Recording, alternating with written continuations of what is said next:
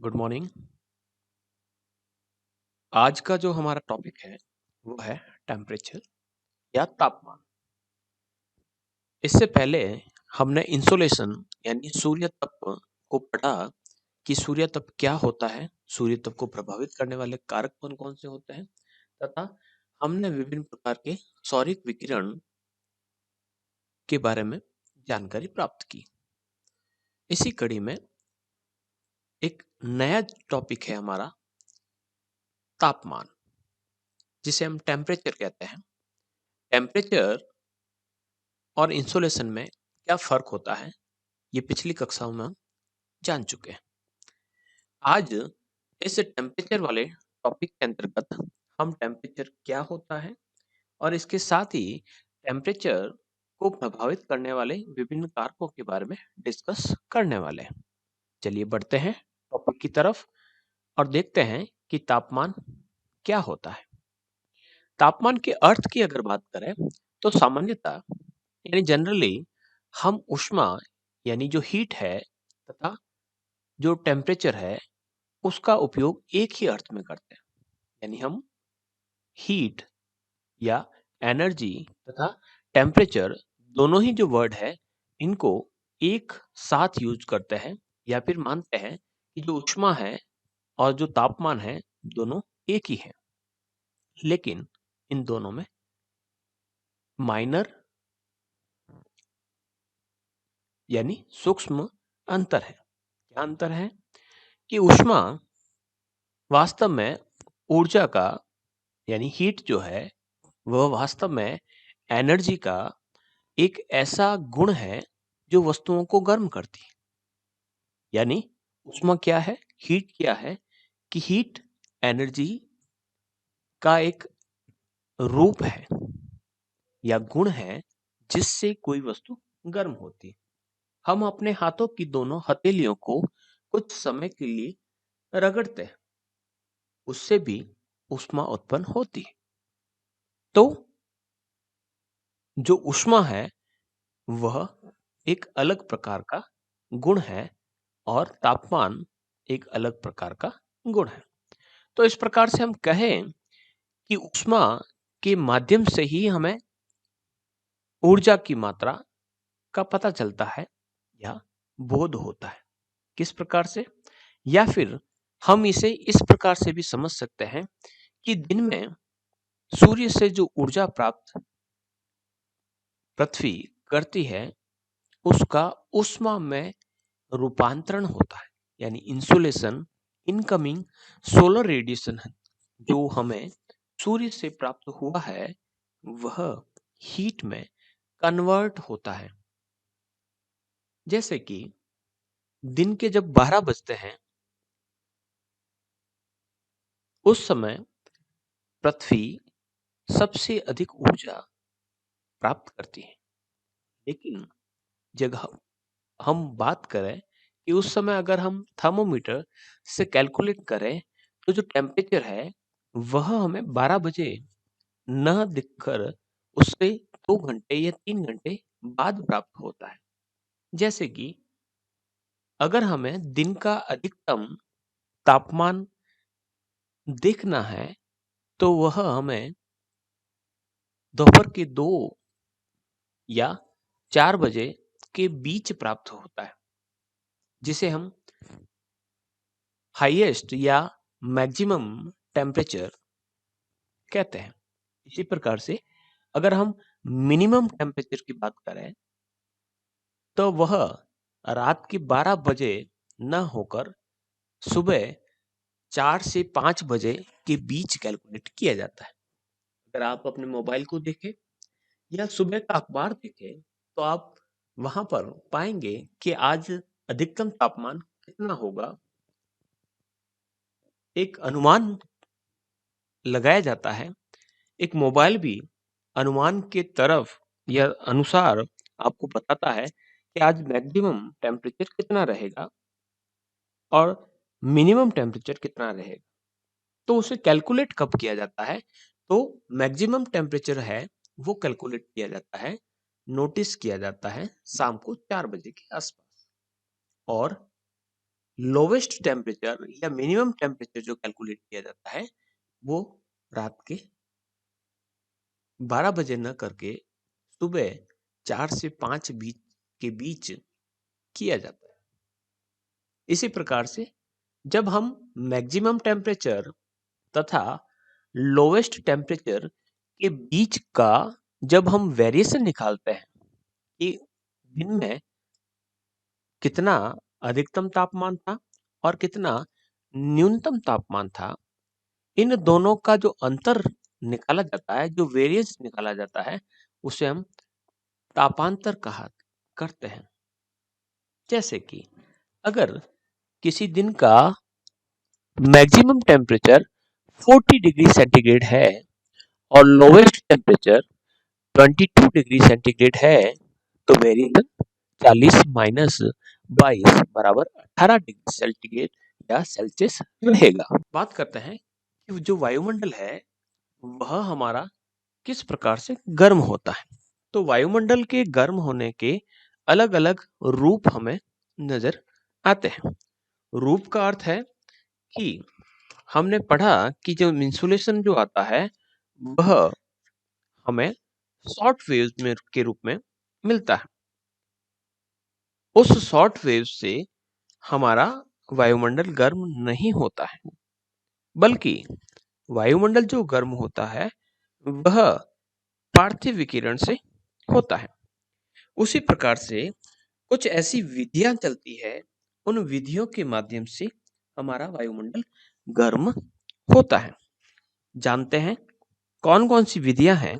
तो सबसे पहली विधि है प्रत्यक्ष सूर्य तप से वायुमंडल का गर्म होना, यानी atmospheric heating by direct insolation. सूर्य से जो शॉर्ट वेव्स एनर्जी के रूप में बाहर निकलती है, वह ताप प्रकाश किरणों के रूप में पृथ्वी पर पहुंचता है। जब यह किरणें वायुमंडल को पार करती है, तब सोलर एनर्जी का यानी सौर ऊर्जा का लगभग 14% 14% जो भाग होता है वह अवशोषित हो जाता है, एब्जॉर्प्शन हो जाता है। कौन करता है? वायुमंडल। यानी वायुमंडल 14% सोलर रेडिएशन को एब्जॉर्ब कर लेता है, सोख लेता है, अवशोषित कर लेता है। तो इस प्रकार से विशाल वायुमंडल को गर्म करने में ताप की इस छोटी सी अल्प मात्रा का कोई ज्यादा विशेष योगदान नहीं है। यानी जो शॉर्ट वेव जो होती है वह वायुमंडल को ज्यादा गर्म नहीं करती है। इसी प्रकार से दूसरी जो विधि है जिसे कहा जाता है संचालन यानी कंडक्शन। अब कंडक्शन क्या होता है? तो आप इस प्रकार से देखिए कि यह एक भौतिक प्रक्रिया है, फिजिकल प्रोसेस, जिसके अंतर्गत हम दो अलग अलग टेम्परेचर के दो टुकड़ों को अगर पास पास रखें तो हम देखेंगे कि एक का जो टेम्परेचर है वह दूसरे में चला गया। जैसे कि हम जब अलाव के पास बैठे होते हैं तो अलाव की जो ऊष्मा है हमारे शरीर में पहुंच जाती है। तो इस प्रकार से उस ऊष्मा का एक जगह से दूसरे माध्यम से संचालन होता है, कंडक्शन होता है। बात करें वायुमंडल की, तो जब रात में हमारा धरातल ठंडा होता है, क्यों ठंडा होता है? क्योंकि उस समय पृथ्वी पार्थिव विकिरण कर रही होती है, अपनी ऊष्मा को छोड़ रही होती है। ऐसी स्थिति में उसके संपर्क में आने वाली जितनी भी वायु रहेगी वह ठंडी हो जाएगी, क्योंकि हवा ठंडी नहीं है, लेकिन जिस धरातल पर वो बह रही है, इस कारण उसका स्वभाव ठंडा हो गया। इसलिए धरातल की जो शीतलता है वह उस वायु में पहुंच गई। यानी मैंने कहा कि ये धरातल ठंडा है। अब ठंडा है और इस पर कोई हवा चलेगी तो इस धरातल के संपर्क में आकर ये भी ठंडी हो गई।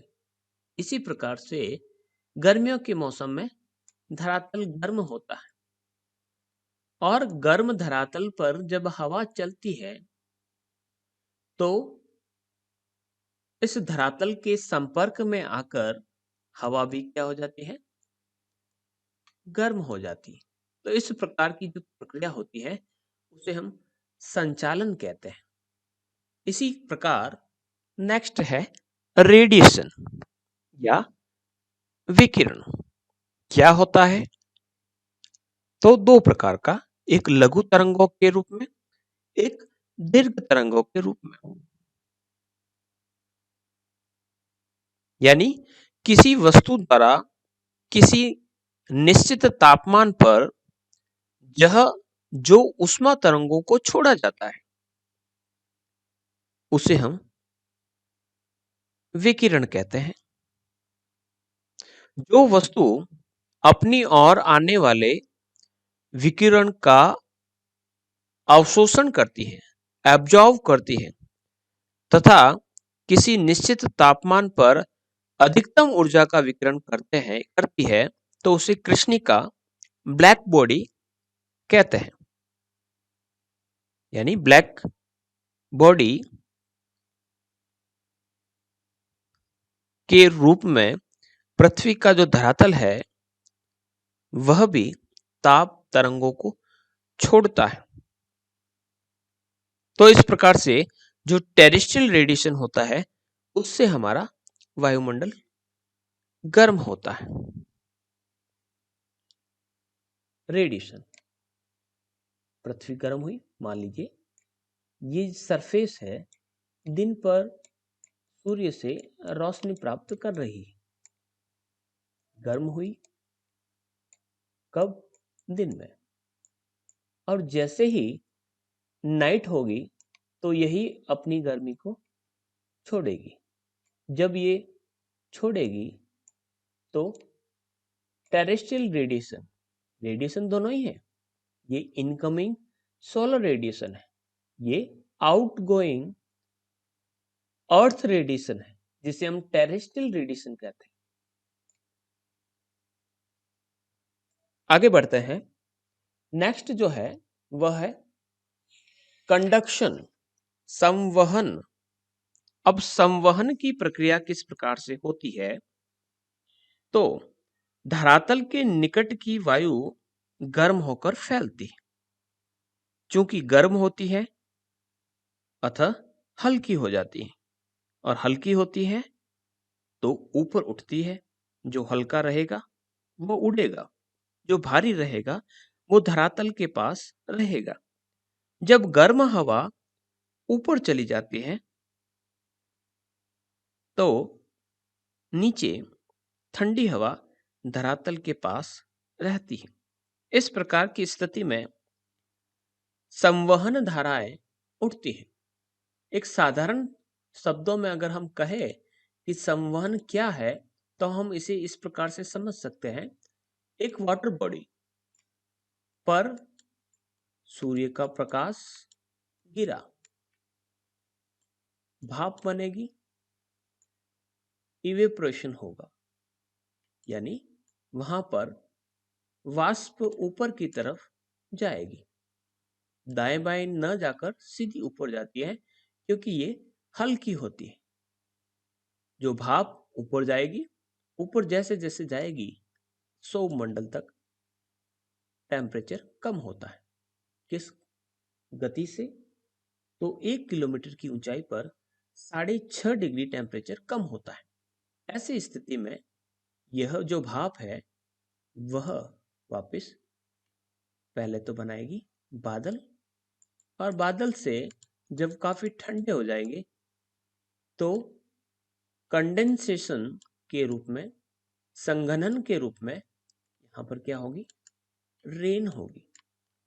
तो ये जो धाराएं उठती है इन्हें हम संवहन की धाराएं कहते हैं। इसी प्रकार से कुछ गौण प्रक्रम होते हैं, सेकेंडरी प्रोसेस जो होते हैं, जो वायुमंडल को गर्म करते हैं। उसी में सबसे पहले हम बात करते हैं अभिवहन। अभिवहन क्या होता है कि जिस प्रकार से संवहन धाराएं उठी, क्लाउड फॉर्मिंग हुआ यानी बादल बने, यहां पर बादल बने, और यहां पर ओशियन था, ओशियन के से ऊपर संवहन धाराएं, कन्वेक्शन हुआ, फिर क्लाउड फॉर्मिंग हुई, बादल बने, और बादल आगे की तरफ धरातल की तरफ मूव करते हैं। जो मूव करने की या आगे बढ़ने की जो प्रक्रिया होती है उसे हम एडवेक्शन कहते हैं। इसी प्रकार से अंतिम है संघनन की गुप्त ऊष्मा, latent heat due to condensation. गर्म हवाएं जो वाष्प के रूप में ऊपर उठी, गर्म है, हॉट, यहां पर भी गर्म है, बादल में, बादल मूव कर रहे हैं तो भी गर्म है, लेकिन जब सैचुरेटेड हो जाएगी, बिल्कुल ठंडी हो जाएगी, हवा में अब उस पानी को होल्ड रखने का पावर नहीं रहा है। ऐसी स्थिति में क्या होगा? कंडेंसेशन होगा, संघनन होगा। और संघनन के अलग अलग रूप होते हैं जिसमें हम प्रेसिपिटेशन कहते हैं, यानी जिसे हम वर्षण कहते हैं। तो वर्षण के रूप में पानी तो बरस जाएगा, लेकिन जो हीट इसके अंदर ऑलरेडी थी वह ऊपर वायुमंडल में रह जाती है, पानी नीचे आ जाता है। तो जो हीट ऊपर रह गई वह उस जल वाष्प से तो मुक्ति पा लेती है, लेकिन वायुमंडल को ऊपर गर्म करती है। तो इस प्रकार से हमारा वायुमंडल धीरे धीरे गर्म